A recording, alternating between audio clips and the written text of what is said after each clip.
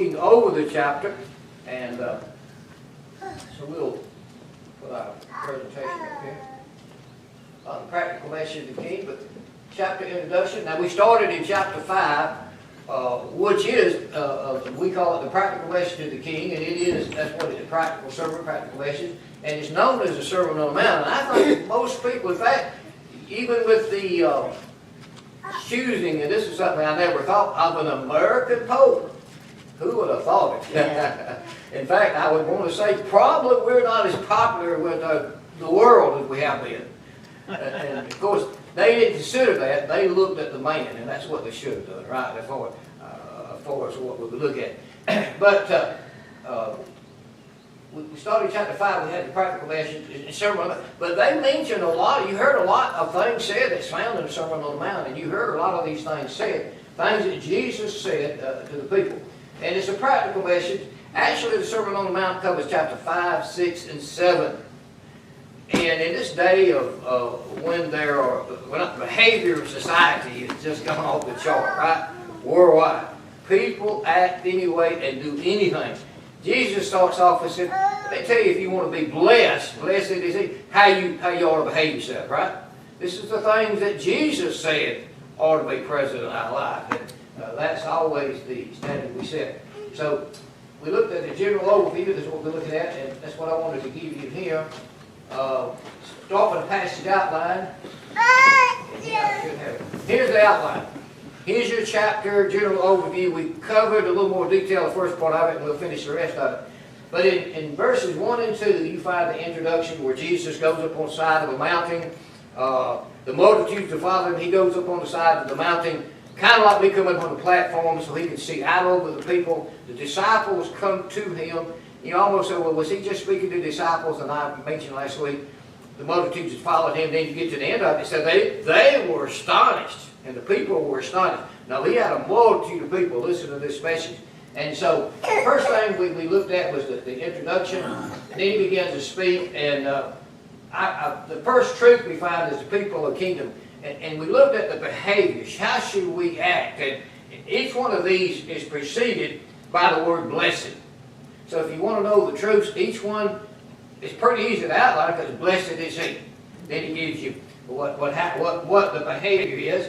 And then it talks about the benefits. If we adopt and make our lifestyle like Jesus said it should. What about pure in heart? Do y'all believe you're going to be pure in heart? Yeah. Yeah.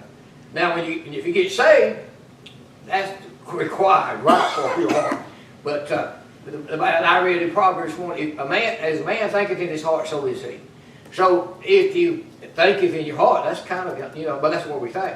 So if I get sin in my heart, the Bible said if we confess our sin, he's just and righteous, forgive our sin, and cleanse us of all unrighteousness. So that can be a pure heart. But I think the main thing is the desire for a pure heart. Being, in another word, is a holy heart, a pure heart. So we have, but benefits, if we as God's people in our day, back in their day, if we do these things, I mean, this is some, you know how they talked about the previous pope, and one of the things they mentioned about it, well, they mentioned his behavior, didn't they? They talked about his intellect. They said, this fella was very humble. That's a good characteristic. And we'll just mention to you, we'll go in detail later with it, but poor in spirit. Y'all, listen, I've talked about me enough. Now y'all talk about me. Does that remind you of somebody? Somebody that's all about me. We live in a me generation, don't we? When somebody cuts you off, comes down and won't wait in the line to come in and cuts you off and pulls in the front of you, almost hits you, who are they thinking about? They're not. They're not humble. Hey, it's all about me. So he gives these behaviors, but if I adopt these, then two things he said about me. I'll be the salt of the earth. Now, two things I know about salt. I like salt. How about y'all? If it ain't in the food, what happens? Hey, what's wrong with this? It don't taste right, all right? It's got this peculiarity, and if we as God's people adopt these standards, this isn't how, quote unquote, the average world citizen lives, is it? A psyche. If we adopt these things, we will be so different in a great way, right? That, first of all, the difference in our behavior versus the world's behavior is human. It's going to be noticeable. Second, I thought of How many of y'all know what a smokehouse is? You know what they used to do? Yeah. So what does salt do? They put rub it in salt. Yeah. Preserve. Remember the story of Sodom and Gomorrah and Abraham pleaded, if they be 50 good men, would you destroy the city for 50 good men, 40 good men, 30 good men, 10 good men? It's a preserve. I think God preserves a society because of the righteous people in the society. And then the next one, of course, is the light of the world. And if I, good morning, if I display that kind of behavior, they see Christ in me. And that's what the world needs to see, Christ in us. So that kind of covers our first part, but we're going to start on the second part of this.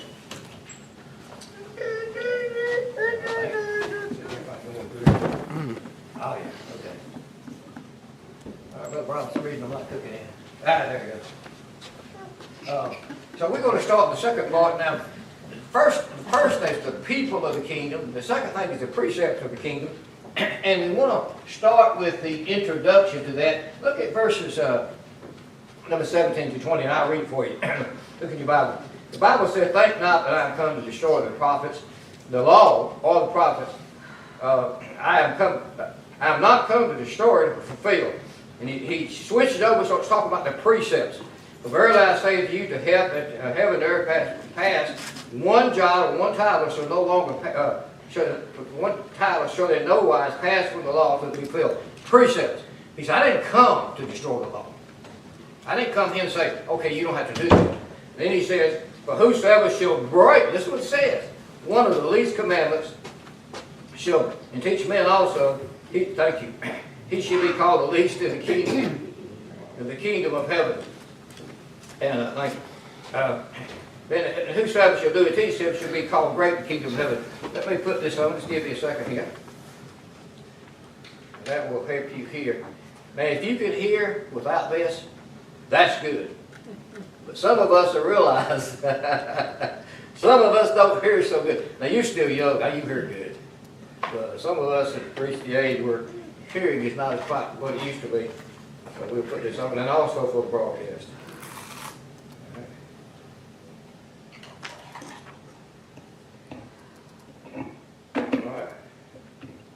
Set to go. All right, so Jesus said this. He said basically, he says, I didn't come to eliminate the law or destroy it. I'm not coming to set it aside to destroy it. But he said, I did not come to eliminate or destroy the law or the prophets, but to fulfill them. And then listen to what he said.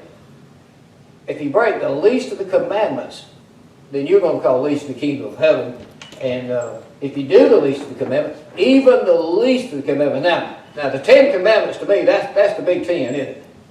Those are really the substantial, but it doesn't mean that others are not important. Well, in fact, we mentioned again, back in my day when Miss Pam and Chuck and myself and some of Miss Jean and Miss Sam, and also Miss Black. Back in our day, our society embraced Judeo-Christian ethics based on the 10 Commandments. Yeah. Our society said adultery is wrong. We had 10 Commandments hanging in every courthouse, public building. By the way, if you go to the Supreme Court, scriptures all over the wall. Somebody didn't tell that earlier generation you couldn't have Christianity in your nation. But later they decided we couldn't have anything Christian in the school and here or there or there. But so the elimination of the precepts, he said, I didn't come to eliminate them. But now you're going to notice the second thing that's really interesting about this chapter. When I said out an outline, he actually came to enhance the precepts that they're important. He said, I didn't come to eliminate them. And the key that you find here, and if you go through the next verses, starting in verse 21, if you go through that, every so often you're going to hit that a new thought always starts with, you have heard it said of old time. And he's not taking away from anything old time. He said, I didn't come to eliminate it. He actually enhances it. He said, yeah, that's right, but, and we're going to look at that. He said, but I say to you. So here's, you start off with every new subject. My ABCs, whatever they are, or 1, 2, 3. Everyone's going to start off with, you have heard it said. It has been said. So that starts off with a new subject. So now we get into actual precepts. And what I call, and the important, he said, Jesus stood up and practically said this. He said, look, guys, these precepts, these laws, these commandments, they're very important. I didn't come to destroy them. But really what he did came to enhance them. He came to add to them and make it a matter, not just a matter on paper. He made one a matter of heart, that you want to keep the law with your heart. So he goes through these laws, and start look at verse 21 through 26 with me. Now, and this is what I was saying. You've heard it said, you've heard that it was said by them of old time, thou shalt not kill, and whosoever shall kill shall be in danger of judgment. But I say unto you. Now here's what, we're not going in depth on these, but here's what I want you to see. The first thing in verse 21 is an example, and I'll do the first one. But not, well, I'll do these. But I say unto you, he said, now you heard it said, thou shalt not kill. But I say, he said, how you treat your brethren, he enhances this commandment. Whosoever is angry with his brother without cause shall be in danger of judgment. Who shall say to his brother, Raca, shall be in danger of the council. But whosoever say, thy food shall be in danger of hell fire. Whoa. Therefore, if thou bring thy guilt to the altar, remember the brother has aught against thee, leave thy guilt before the altar, go thy way, be reconciled to thy brother, and offer thy guilt. Agree with thine adversary quickly while thou art in the way, lest at any time the adversary deliver thee to the judge, and the judge deliver to the officer, and thou be cast in prison. For verily I say to you, thou shalt by no means come out thence for the faith of the utmost part. He said, now, the law says that you shall not kill. But, let me enhance that. You should treat, how many ever heard of character assassination? Yeah. Politicians love that, don't they? They say, it doesn't matter what I'm running for. Let me tell you how bad my candidate is. That's really sad, but they say you can't win without doing that. But we're not only not to kill, we ought to treat people in an amazing way. Even enemies we treat well. So we see the first thing, we saw an example. Thou shalt not kill, and then we see the enhancement of the precept. Now we see a precept on adultery. Flips down to verse number 27. But you've heard it said to them of old time, thou shalt not commit adultery. Now, that's one of the 10 Commandments, right? And that's actually, people fuss about what the Bible says. There's not one thing God told me or you to do that's not for your benefit. That's and right. The benefit of society. Right. Now, what's it going to do to my marriage if I tell my wife, well, I want to be married to you, but I want a date? Or if I don't tell her and she finds out. Is that going to enhance my marriage? I'm in trouble, right? Or she does that. And now, but there's another part of that you got to think about. What about the children? And that's it. Now, my neighbor, bless his heart, he moved in. He was literally married to a very beautiful woman. Had 2 beautiful daughters. I don't know what happened, but the home broke up. She left, but took the daughters, and there's him, and he's now seeing some other people. But God intended, and I know we can't help such circumstances, and sometimes we might be the guilty party, we forget forgiveness. But what I'm trying to say is, it's not a good thing for a home to break up. If we can love each other and the child can be raised by natural parents, that's the design. So all that was good for us, right? Me not committing adultery isn't to keep me from having pleasure. Because God gave a man and a woman a wife, they can have their relationship, and it's undefiled, the Bible said. But so here's something I call it a marriage commandment on marriage, and fornication really is too, to preserve you for marriage. So an example of the precept, he talks about committing adultery, but I'm just going to give you this quick enhancement. But he said, and fellas, and I don't know about you women, y'all are strange spiritual, but anyway. Brother, I told my wife one time, I'm trying to figure out, we've been married so many years, I've been married 55 this year, but I finally figured out what she wanted, what she liked, and then I'd do something, and she said, why did you do that? And I said, this way. Oh no, I don't like it anymore. I just figured it out. but I know men, and it gives us a commandment. He said, thou shalt not commit adultery. But if a man looketh upon a woman to commit, he's committed to lust after her, he's committed adultery already. See, it's not just the letter of the law. I'm to maintain my relationship with God. Is that good for me? No. If I start entertaining those kind of thoughts, what's it going to lead to? Possibly. You know. And men, and I go back to this, men struggle with lust at times. So if they see a very provocatively dressed woman, it could cause a man to have some thoughts he probably shouldn't think. Y'all fellas agree with that? Yeah. Now, but the thing about it is, a fella ain't, don't have any interest in women. That kind of concerns me too. But if he looks at a guy and has thoughts, well, anyway, it's a common accepted practice today. But they have commercials with two men kissing each other. What's that do for you fellas? It's sickening. It's the oldest thing you ever seen, ain't it? And I think, what is? But so we've got men, and he talks about it in the book of Romans, burning with lust one for another.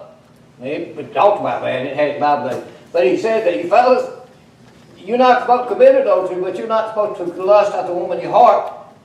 You committed adultery, you already committed adultery, God said. Whoa, that didn't happen. So what do I need to do if I happen to find myself thinking in her thoughts? And ladies, I'm sure that y'all may do that, may not, I don't know. Then I need to ask the Lord to forgive me, right? Even though I didn't physically commit adultery. So that's one precept that's on adultery. But I do want you to notice again, he said that you have heard it said of old time. Then of course it said, but I say to you, whosoever looketh on a woman to lust after her has committed adultery. And then he goes on to say, if your right eye offend thee, pluck it out. You don't want, it's more profitable if your members should perish and your body cast into hell. If your right hand offend thee, cut it off. More profitable that your members perish. He's taking this thing pretty serious, ain't he? He said it'd be better for you to be blind than to be lusting after people that's not your mate. That's, man, whoa. That would be, I think women of our day, somebody say that. Ladies, I don't understand what women think, right? But I think there would be more women bothered by lust today than they would have years ago, because just what people are exposed to, you know what I'm saying? But I don't know that. But I would think that could be a problem for a woman to look at a man and lust too. So we know, number one, thou shalt not kill. Right? Number two is thou shalt not commit adultery. And it just stabilizes our families. And then a precept on divorce. Actually, he said there in verse number 31, it's been said, whosoever shall put away his wife, let him give her writing of divorce. Now, this is not one of the major Ten Commandments. This is one of the ordinances or statutes. Commandments are made up of 3 areas. There's ordinances, statutes, and then there's. And so he's talking about, in Matthew 19, you can get some more detail about this. But he said, but I say to you, shall put away his wife, say they call fornication, has caused to be adultery, and marry her that is divorced. What he's really saying is God's divine plan. Now let me say quickly, because I think this is interpreted. I love divorce people. And I'm sorry they went through that. Right? Divorced people is just as good as I am. Okay? I'm glad that I did not run into that. It could be my fault, it could be her fault. It's just still bad, no matter what. But let me tell you what I tell divorced people. If you have a divorce and you have remarried, let that be like the only marriage you ever had. You can't go back either. But you can make that marriage follow God's design. And many good people that come to divorce nowadays, when you have adultery, when you have no longer have biblical morality, you're going to have a lot of divorces. So here's Jesus is what he's really saying is God, and what he said, ladies, is what God put together, and his divine plan is for us not to have to go through that. Okay? But because, and then he said, because the horse is also like, it's going to happen. What do you do if you're a young man, you're 26 years old, your wife has left you maybe, and then you take your children from another man, you got 2 children, 2-year-old and 5-year-old. If I want to be really hard, I say, well, you just need to stay single. I don't know who do that, you know. That may be good, you ought to do. But I'm not saying, the children of the mother, it'd be hard to be in a youth especially, and not have legs. So I didn't realize that's just made the practical side, that I realized, that I'm not condoning, but I realize that would be a real struggle for people. That's certain. It would, I guess if my wife left me, she should not have another man, or I love her, I could have another woman, it would preserve the home. So if I enforced this, then I had to stay. If I had to stay single or married, I wonder how many people would stay married. You couldn't have anybody else but your wife or your husband. I think it'd make them more determined to work through some problems. So, Brother Melton, how could you and Miss Sandra be married 55 years and not get a divorce? Did y'all not fuss? Yes, we did. Did y'all always get along? No, we didn't. I mean, she just didn't appreciate me like no. I probably would have thought we would get mad at each other sometimes, wouldn't hardly talk to each other for a couple of weeks. There were times we didn't like each other, but we always loved each other. Y'all know what I'm talking about?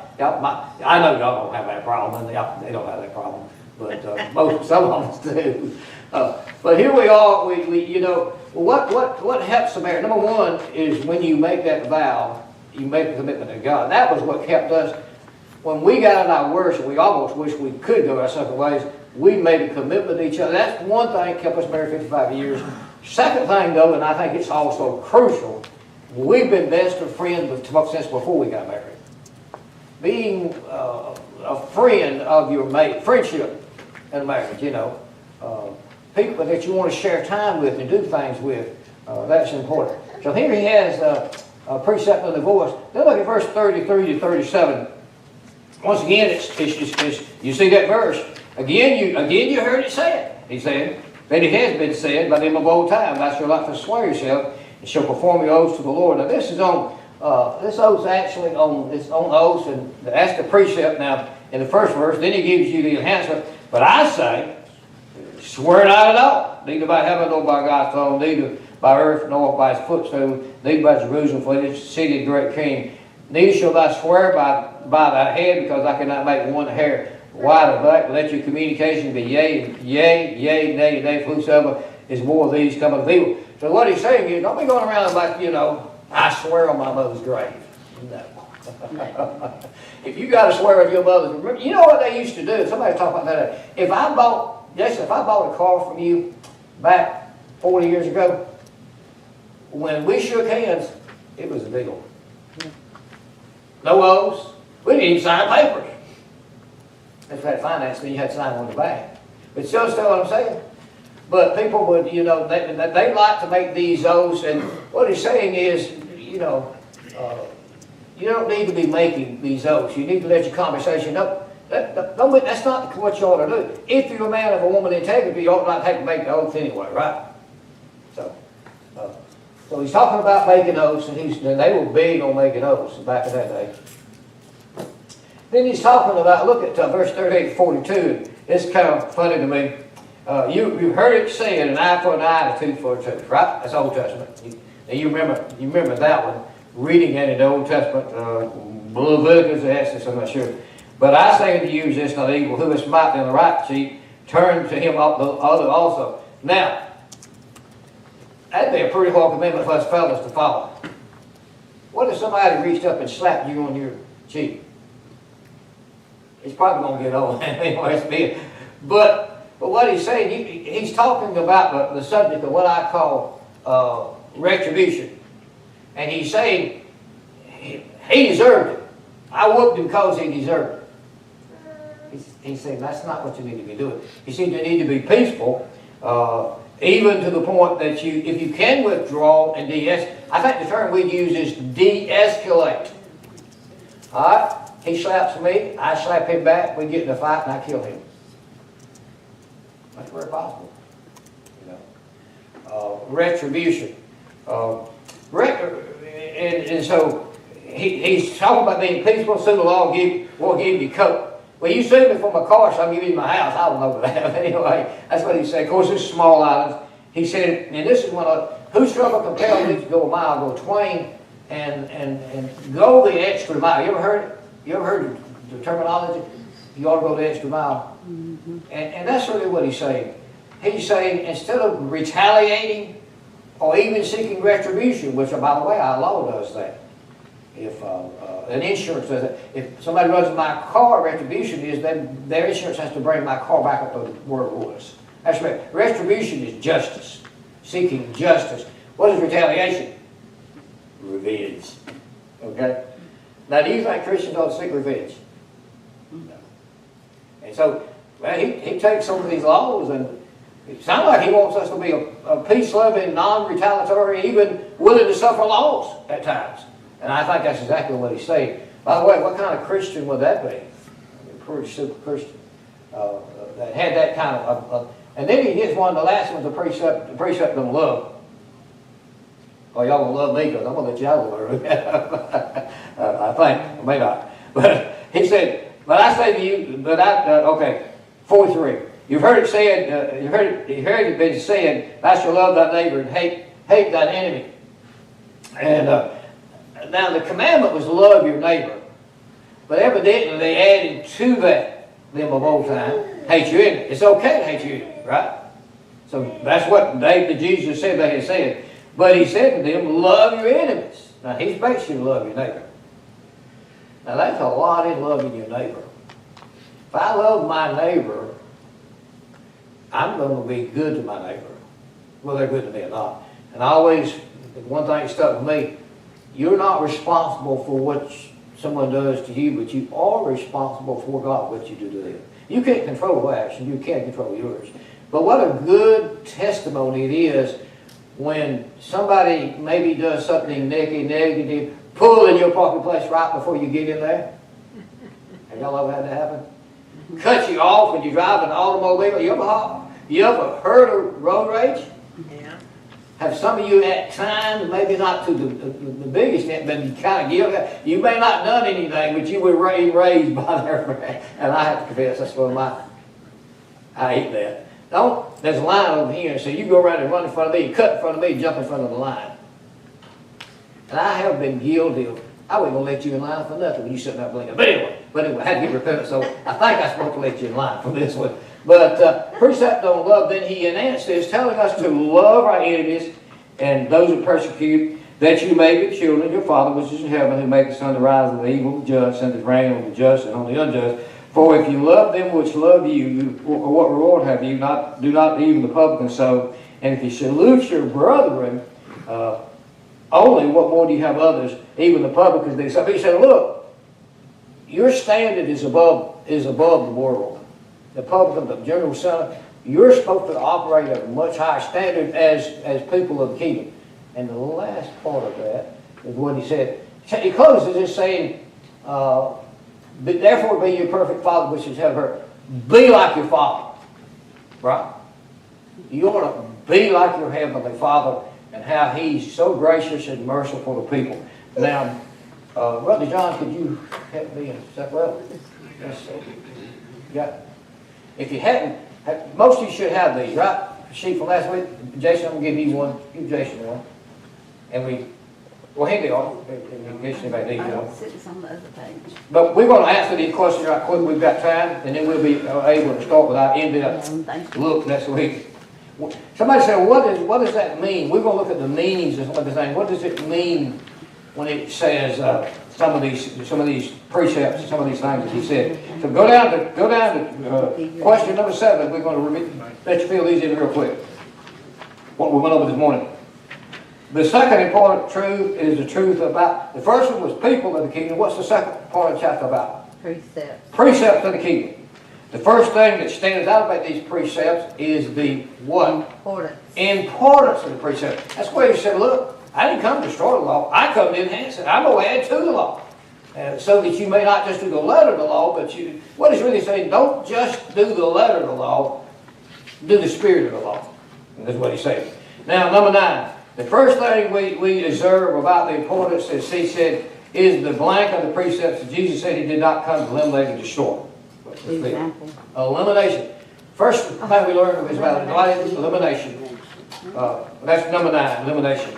Amen. Talks about the elimination precept, but he said, I didn't come to eliminate them. I came to fulfill them. Second thing, he came to what? And I use the word E again. Example? Enhance. Enhance. So what he did, he said, it said go a mile. I'm telling you, go 2 miles. Now, they used to do that in the Roman days. A Roman soldier could compel you to tote his pack, Brother Jason, in the Jewish time, a mile. And these people had it marked off everywhere. They had mile markers back in those days. So you had to carry the pack, so you get up there, and you go a mile, then the Roman soldiers, you get back to it, because that's all the law. But now, imagine, impact. He gets to the mile marker, he knows, you know, and you keep going. And you keep going. And you keep going.